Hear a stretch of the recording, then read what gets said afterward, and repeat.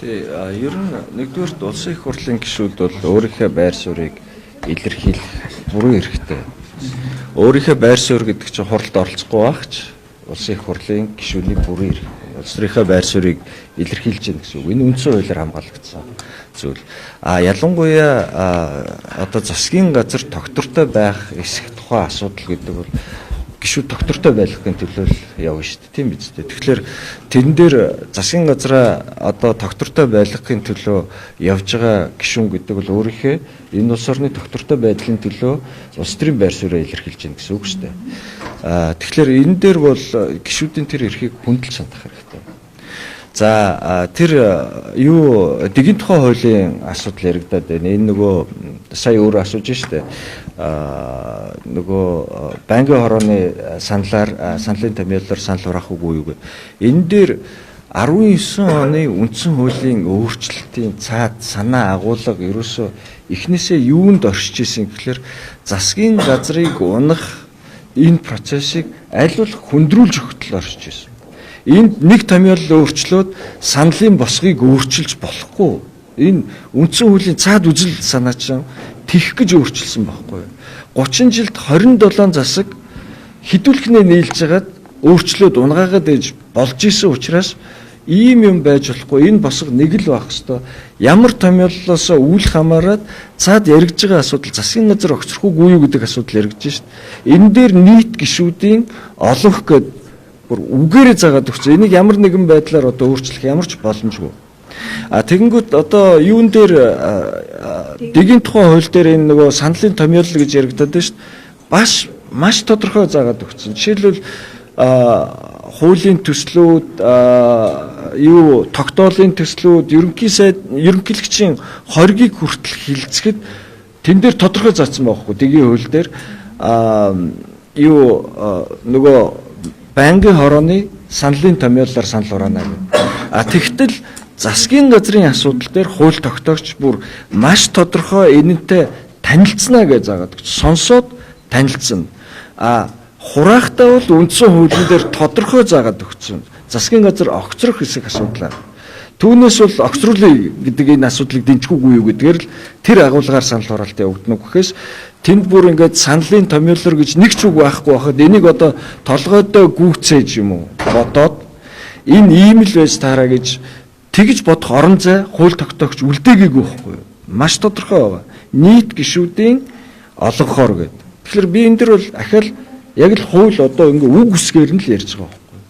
Түүнээс би дотроосоо бодоод илүү сэтгээд ингэж байгаа юм байхгүй. Илүү сэтгэх ямар ч орон зай үлдээлгүй энэ 30 жилийн гашуун туршлага дээр энэ үндсэн хуулийн тэр засагтай холбогдсон заалтыг гаргаж ирсэн. Ерөнхий сайдыг огцруулах хэсэг асуудлыг маргаашийн 11:30 юм уу за 1:30-аас өмнө ямар ч гэсэн эцэслэн шийдвэрлэх ёстой гэдэг ийм хуулийн хугацаатай байна. Энэ хугацаанд тухайлбал шийдэж чадахгүй одоо энэ 2 цагаас хуралдах улсын хурлын чуулган руу одоо тухайлбал яг нөгөө дэгийн саналаа өөрчлөхгүйгээр ахаад үргэлжлэх юм бол ер нь цааш ямар нөхцөл байдалд орох вэ? Гэхдээ энэ ахаал хууль маш тодорхой заасан байна шүү дээ. Тэр хугацаанд хэрв засаг огцроогүй бол энэ огцруулах процесс өөрөө зогсож байгаа байхгүй юу? Яг гэвэл хууль өөрөө заагаад энэ хоногтол шийдэг бол бүх юм хэвийн байдалтай буцаад үлдэж гэнэ гэсэн үг шүү дээ. Тэгээ хууль энийг тодорхой заагаад өгсөн. Энийг тэгэхгүй ахаад хэн нэгэн хүн толгойдоо бодоод процессыг 12 хоног, 13 хоног ингэж болохгүй шүү дээ. Хууль заагаад өгсөн байгаа даа шүү дээ.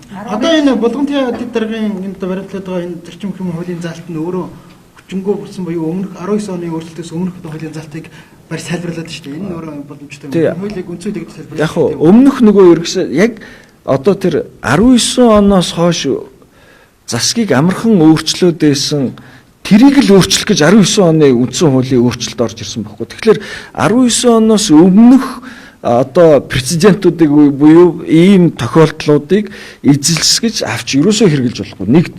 Хоёрт хуулийн аналог хэрэглэнэ гэж байдаг. Гэхдээ үндсэн хуулийн дээр ийм юу бол байхгүй шүү дээ. Энэ үндсэн хуулийн дээр орон зай үлдээхгүй монгол хэлээр маш тодорхой зааж өгчөөд бүр ялгаа зааг нь гаргаж энэс илүү яаж хууль батлуулах гээд байгаа юм бэ?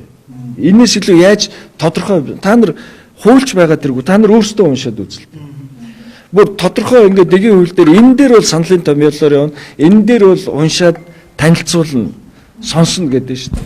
Алтан уугийн засгийн газрыг огцруулсан, Эрдэнэтийн засгийн газрыг огцруулсан, Хүрээлэнгийн засгийн газрыг огцруулсан гэдэг 3 кейс одоо адилхан ингээд энэгээр явсан учраас 4 мянган орны саналаар явна гэдэг ингээд тэд нэр ярилцаад нэг юм шийдэл гаргаж ирж байгаа юм л да. Тийм тэр чинь бол одоо жишээл өмнөх Алтан уугийн Эрдэнэт ерөнхий сайдагч чинь бол 19 оны өмнөх кейсүүд тохиолдлууд шүү дээ. Тэгэхээр өмнөх өөр хууль үйлчилж ирсэн гэсэн үг. Өнөөдрийн хууль эргэж буцаж тийшээ үйлчлэхгүй тэр чинь яваад дууссан процесс. Хүрэлц даргын хувьд бол дигийн өөр зарчим үйлчилсэн. Юу гэвэл хүн өөрөө хүсэлтэд гаргасан. Ахиа та нар дигийн хууль гарах юм бол энэ тэн дээр тодорхой заагаад өгсөн байж байгаа. Өөр дэгтэй байхгүй юу? Гэхдээ тэрэн дээр ч гэсэн нэг юм та нар хараарай. Тэрэн дээр ч гэсэн тэр хүний хүсэлтээр санал хураана гэж байгаа юм.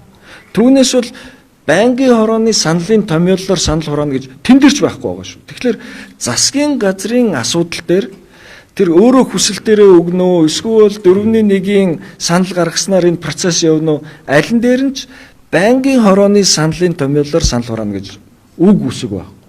Ахил би энэ дээр бол хууль л ярьж шүү. Гишүүд нь хоёр хогц одоо энэ эдрэгдэг яаж тайлах вэ? Үүний шалтгааныг та ер нь юу гэж харж байна вэ? Энэ Монгол Ардын нам ер нь юунаас болоод гэдэг юм уу? Ингээд хоёр хуваагдчих ба. Анхнаасаа одоо Монгол Ардын намынхаа даргыг цагаан байран дээр асуудлаа ярилцаа шийдэж болоогүй юу?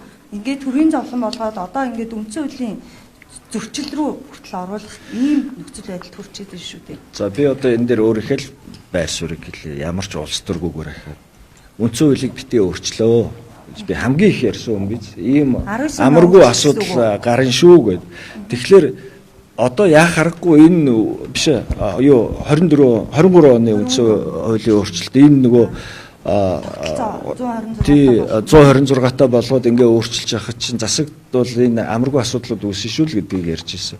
Тэгэхээр энэ бол зайлшгүй лавл та нар миний тэр үеийн бүх ярилцлагыг хараад үзээрэй. Ийм эрсдэл үүснэ шүүгээ. Тэгээ би дотроо юу гэж залбирч ирсэн гэхээр миний буруу байгаасаа л гэж. Би буруу байвал баярлах болно. Зүг байлаа гэд би хэлж ирсэн штэ гэж би баярлахгүй гэдгээ хэлж ирсэн. Өнөөдөр ингээд ийм үр дагаврууд гараал явж байна. Гэтэ энд бид нар дасан зохицоод одоо энэ шинэ үндсэн хуулинд дасан зохицол бид нар процессыг явуулна штэ. Цаашаа. Нам дээр өөр үзэл бүгдээрээ яр сэтэл гараа өргөөд явдггүй нам байгаад би бол бас баярлж байгаа. Өөр өөрийнхөө байр суурийг тэгэл илэрхийлэх болно ш. Тэгээд улс төрийн процессор саналаар л шийдэж ш. Гэхдээ саналаар шийдэхдээ харин дөрөнгөө саналын тухай ойлголт байхгүй ш. Зөвхөн дөрмөөр л санал хураалт явагдана ш.